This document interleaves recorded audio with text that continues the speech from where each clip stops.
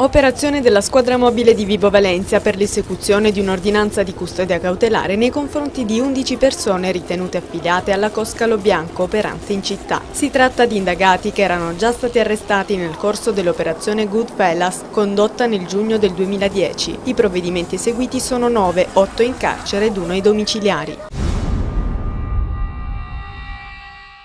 Una fiaccolata per il bosco di Villa Margherita è stata promossa ieri sera a Sant'Anna per difendere centinaia di eucalipti destinati al taglio perché ritenuti di intralcio ai voli del vicino aeroporto. Il corteo, partito dalla piazzetta della frazione di Isola Caporizzuto, è stato organizzato dalla rete Difesa del Territorio Franconistico, che ha inteso con l'occasione dire basta allo sfruttamento selvaggio ed indisciplinato del territorio. È stato presentato durante un convegno organizzato dalla provincia il volume Carta archeologica della provincia di Crotone, una sorta di registro completo di tutte le tracce archeologiche territoriali e subacquee presenti sul territorio e da tutelare e valorizzare. Il risultato di lettura delle fonti, consultazione di archivi storici e controllo diretto del territorio è un catasto aggiornato fino al 2006.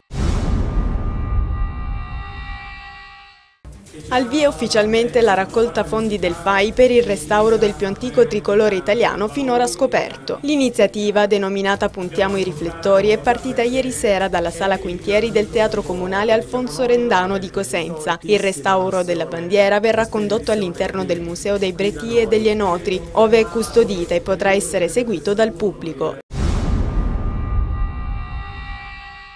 Arriva il grande caldo, i venti africani sull'Italia danno vita a un weekend torrido con picchi anche vicini ai 40 gradi. Fine settimana di esodo per le vacanze estive e di caldo con le temperature in aumento un po' su tutta Italia. Secondo il bollettino sulle ondate di calore del Dipartimento della Protezione Civile, nel weekend le temperature in Calabria potranno risultare elevate sino verso i 35-37 gradi, ma non si escludono picchi sino a 38-40.